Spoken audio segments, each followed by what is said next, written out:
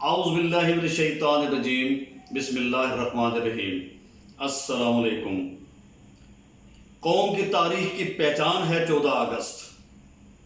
ایک زرعی باب کا عنوان ہے 14 اگست کہ آزادی کا ایک لمحہ بہتر ہے غلامی کی حیات جاویداں سے۔ میں اسی کے عنوان سے آج 14 اگست ہے، میرا خیال ہے ہماری 22 کروڑ آبادی میں سے کم از کم 2 کروڑ انسانوں کو ضرور پتہ ہے کہ 14 اگست ہماری آزادی کا دن ہے۔ اور اسی آزادی کے حوالے سے میں قائد اعظم کو ان کا تھوڑا سا میں تعارف کراؤں آپ سے کہ یہ آزادی ہمیں کوئی یہ جو ہمارا ہے نا یہ صفحہ دہر اور اس میں ہمیں پلیٹ میں رکھ کے نہیں مل گئی، اس کے پیچھے لازوال قربانیاں ہیں۔ عیسوی بات ہوگی اور ہمارے قائدین ان کی انتھک محنت، یہ اس کا ثمر ہے آزادی۔ تو میں اس مد میں اس قائد کا تعارف ہلکا سا کرا دوں کہ میرے پاس فرسٹ ایئر سیکنڈ ایئر 9 10 کے بچے ہیں اور بچوں نے پتہ نہیں ہے کہاں سے پتہ لگا لیا کہ جو ہمارے قائد اعظم تھے ان کا مذہب کیا تھا۔ میں ان کے بہاف پر پوری قوم کے بچے اور جہاں جہاں ہمارے یہ بچے پڑھ رہے ہیں تو ان کو میں ایک اخبار کا تراشا سناتا ہوں اور قائد اعظم کے بارے میں آپ کو بتاتا ہوں کہ قائد اعظم رحمۃ اللہ علیہ الحمدللہ اتنے پکے مسلمان، اور قائد اعظم نے اپنے کئی خطابوں میں اپنے بارے میں بتایا اور بڑی تفصیل سے بتایا۔ قائد اعظم جب ان کا نکاح ہونے لگا رتن بائی سے تو اس میں قائد اعظم نے مولانا شاہ احمد نورانی رحمۃ اللہ علیہ اور ان کے تایا جان تھے ان سے اپنا نکاح پڑھایا اور رتن بائی کو مسلمان کیا اور ان سے اپنا نکاح پڑھایا۔ روزنامہ خلافت راشدہ کراچی اگست ستمبر 2012 میں یہ ان کے اداریے چھپ چکے ہیں۔ صحابہ کے بارے میں ان کے بارے میں پوچھا ان سے کہ آپ کا نظام حکومت کیا ہوگا، تو قائد نے برملا فرمایا کہ خلافت راشدہ کا قانون ہوگا ہمارے ملک میں۔ وہ الگ بات ہے کہ زندگی نے ان سے وفا نہ کی، اور انہوں نے یہ بھی فرمایا کہ اگر حضرت عمر رضی اللہ تعالیٰ عنہ کو اسلام سے نکال دیا جائے تو پھر اسلام کے دامن میں کیا رہ جاتا ہے، یہاں تک فرمایا۔ اور مولانا شبیر احمد عثمانی رحمۃ اللہ علیہ جنہوں نے پاکستان کا جھنڈا لہرایا تھا، یہ بھی قائد کے حکم سے لہرایا تھا، اور قائد نے وصیت فرمائی تھی کہ میرا جنازہ مولانا شبیر احمد عثمانی وہ پڑھائیں گے۔ میرا خیال ہے کہ اس سے مدلل بات کوئی نہیں کی جا سکتی، شکوک دور ہو جانے چاہیے۔ اور انہوں نے جب ان سے پوچھا گیا کہ کیا تعریف ہے مسلمان کی، تو انہوں نے عدالت میں فرمایا تھا کہ میرے ہاتھ میں قرآن ہے اور یہی مسلمان کی جو اس کا دستور اس کے اندر ہے، یہی میرا دستور ہے۔ تو پھر میرا خیال ہے کہ ان سوالات کی کوئی کسی قسم کی کوئی گنجائش نہیں ہے، کوئی گنجائش نہیں ہے کسی قسم کی۔ یہ تو تھا ان کا مذہبی پہلو جو بڑا برائٹ ہے، بڑا روشن ہے، ان کا کردار اس صفحہ کرتاس پر سیاست کی۔ میں بہت لمبا چوڑا آپ سے تعارف نہیں کراؤں گا، کبھی تحریک خلافت، کبھی ہندوستان چھوڑ دو کی تحریک، جس میں مسلمانوں کو کتنی دفعہ کئی مرتبہ ہزیمت کا سامنا کرنا پڑا، اور مسلمانوں کو ہندوستان چھوڑ دینے، اپنی نوکریاں، اپنی جگیریں، اپنے گھر، یہ ہندوؤں کی مکاری میں آ کے، اسپیشلی گاندھی کی مکاری میں آ کے، اور مسلمانوں نے انہیں اپنا گھر بار چھوڑا، افغانستان جو ہے وہاں ہجرت کر گئے۔ کیا بیتی ہوگی جب وہاں انہیں پانی چھوڑ دیا، کوئی ان کو جائے پناہ نہیں ملی، پھر واپس آئے۔ اتنی نشیب و فراز کے بعد قائد جیسا لیڈر کہاں ملے گا دنیا میں؟ اتنی بڑی ہجرت کہاں ہوئی ہے پوری دنیا میں؟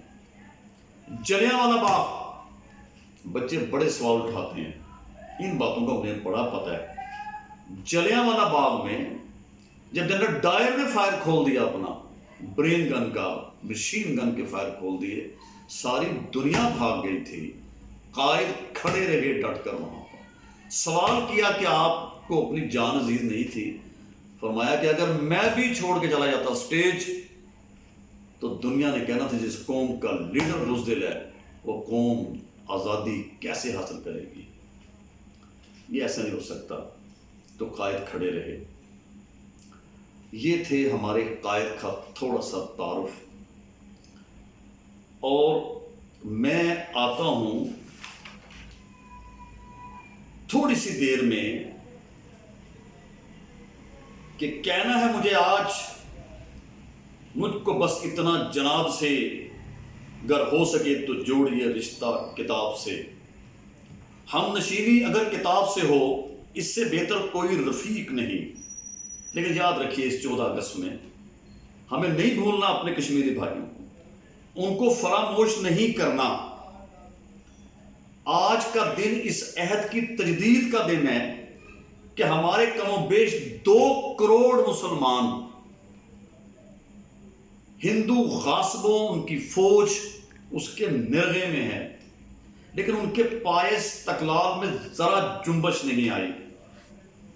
اگر ہم سیاسی اخلاقی اعتبار کو سامنے رکھتے ہوئے ہندوستان سے ہم دوستی کی پینگیں چڑھائیں اور کشمیر کے مسئلے کو بالائے طاق رکھ دیں، تو پھر ہمیں یاد رکھنا چاہیے ہم پاکستان کی آزادی کو داؤ پر لگا رہے ہیں۔ جو دامے درمے سخنے اپنا سب کچھ قربان کر رہے ہیں، باوجود اس کے کہ سلامتی کونسل نے 12 اگست 1948 اور 5 مئی 1949 کو 2 قراردادیں، پلیبسٹ جس کو استصواب رائے کہتے ہیں، اور رائٹ آف سیلف ڈٹرمنیشن، یہ پاس کر چکے ہیں۔ اور اس کے باوجود تو قیام پاکستان کا مقصد مسلمانوں کے دین، استحکام، اسلام اور ان کے قومی وجود، اسلامی تہذیب کا تحفظ تھا۔ یعنی ہم ہیں ارض پاک کے ذروں کی حرمت کے امین، ہم ہیں حرف لا الہ کے ترجمان بے خطر۔ یہ قاعدوں کو میں پیش کر رہا ہوں۔ نقش بے معنی میں ایک رنگ حقیقت بھر دیا، مرد آہن تو نے ناممکن کو ممکن کر دیا۔ یہ قائد اعظم کی ولولہ انگیز قیادت تھی، اور یہ پاکستان لا الہ الا اللہ اس کی بنیاد پر آزاد ہوا تھا، جہاں ہم نے وعدہ کیا تھا 3 جون 47 کو بر صغیر کی تقسیم کا اعلان ہوا، 14 اگست 1947 کو یہ پاکستان اس صفحہ دہر پر نمودار ہوا، لازوال قربانیوں کے بعد۔ لیکن بڑے افسوس سے کہنا پڑتا ہے، ہمارے قائد نے تو اپنی زندگی میں اپنا سب کچھ نچھاور کر دیا تھا پاکستان پر، اپنی زندگی میں اپنے سارے کے سارے اثاثے سب جمع کروا دیے تھے۔ لیاقت علی خان ہمارے پرائم منسٹر جو شہید کر دیے گئے تھے، جب ان کی بیوی سے پوچھا رانا لیاقت علی خان سے کہ ان کی جائیداد، یہ تو نواب تھے، کہاں گئی، تو جب ان کا کرتا اتارا گیا، قمیض اتاری گئی، تو ان کی بنیان پھٹی ہوئی تھی۔ جن کی بنیان پھٹی ہوئی ہے ان کے پاس کیا بچا ہوگا؟ سب کچھ قربان کر دیا۔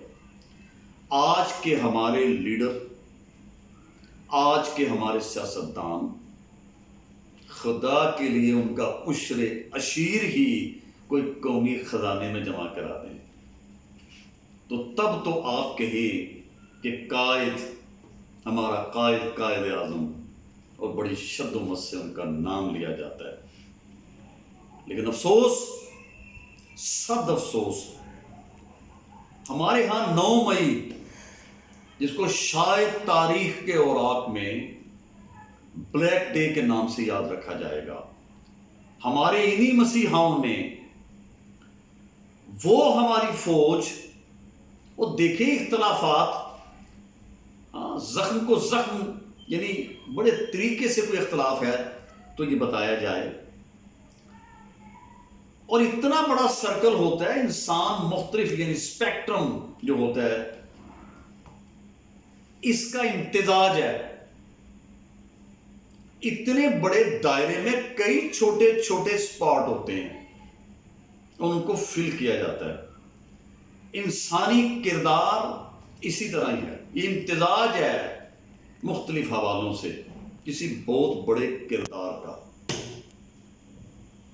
9 مئی بلیک ڈے، ہمارے ایک مسیحا نے، ہمارے بچے جو ماشاءاللہ، وہ ہے نا کہ نا امید نہ ہو اقبال اپنی کشتے ویراں سے، ذرا نہ ہو تو یہ مٹی بڑی زرخیز ایسا کہ میرے پاس بچے ہیں۔ ان بچوں میں ایسا زہر بھر دیا گیا ہمارے ان اداروں کے خلاف جو نہ صرف ہماری آزادی کے ضامن ہیں، پاکستان سے لے کر، اس کے وجود سے لے کر آج تک کوئی ڈیزاسٹر آیا، اپنی جانیں نچھاور کر دی، قربان کر دی۔ اگر بڑے بڑوں سے آپ کو کوئی اختلاف ہے، اختلاف رائے ہو جاتا ہے، لیکن یہ تو نہیں ہے کہ پورے ادارے کو اس کی بھیڑ چڑھا دیا جائے۔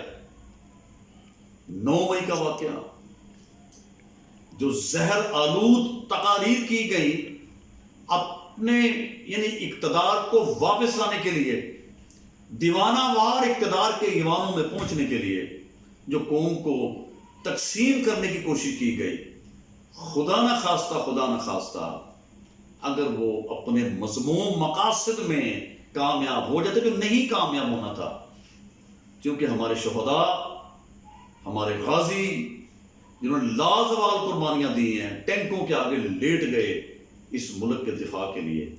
آج بھی دہشت گردی، ذرا سوچیں تو صحیح، آپ یعنی کس قسم کی سوچ کے مالک ہو گئے ہیں؟ ذرا سی بات پر اداروں کے بارے میں آپ نے کیا کچھ نہیں کہا، ساری فوج کا کیا قصور ہے؟ ایسا زہر بھر دیا گیا۔ میرے پاس نوجوان جنہوں نے حلف لیے کہ ہم مر مٹیں گے، آج بھی مجھے بچہ ملا، میں نے کہا بھیا ہمارے نہیں مار رہے، انہوں نے کہا ہمارا لیڈر نہیں ہے۔ یعنی یہ ناسور بھر دیا گیا۔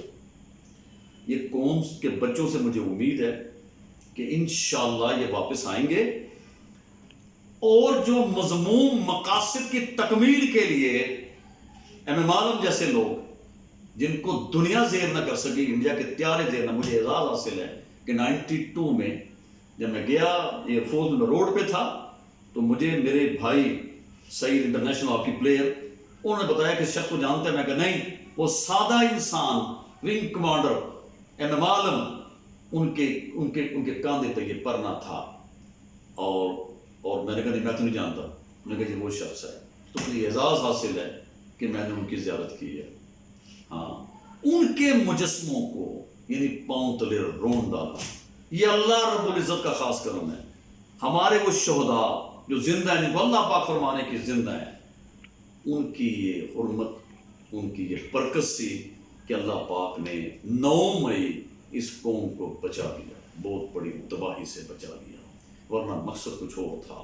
6 ماہ تک کالجز، یونیورسٹیز میں جا کر زہر بھرا گیا اس قوم میں، اور یہ بتایا گیا کہ ملک و ملت کے یہ ادارے خلاف ہیں، اور میں ہوں صرف کہ جو کہ اس کی کشتی کو میں پار لگاؤں گا۔ ایسا یہ تو اللہ پاک نے اپنا خاص کرم کیا ان شہیدوں کی برکتوں کی وجہ سے کہ ہم لوگ بہت بڑی تباہی سے بچ گئے۔ جن قوموں کی، جن ملکوں کی فوج نہیں ہے، ان سے پوچھا جائے ان سے پوچھا جائے۔ آزادی بہت بڑی نعمت ہے، جائیں ذرا جا کے افغانستان جا کے دیکھیں، نمیبیا جا کے دیکھیں، ان ملکوں میں جا کے دیکھیں آپ کی کیا ویلیو، آپ کی کیا حیثیت ہے۔ اس لیے میں بقول میر درد دل کے واسطے پیدا کیا انسان کو، ورنہ تاب کے لیے کچھ کم نہ تھے کرو بیاں۔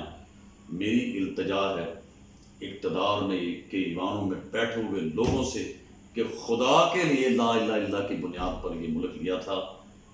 اسی کلمے کی جو اثر روح ہے وہ ہے نظام، اور جو شخص اپنی خواہشات کو، اپنی نفسانی خواہشات کو الہ بنا بیٹھتا ہے، اس کے آگے جھکتا ہے، تو پھر یاد رکھیے وہ اللہ کے آگے کبھی نہیں جھک سکتا۔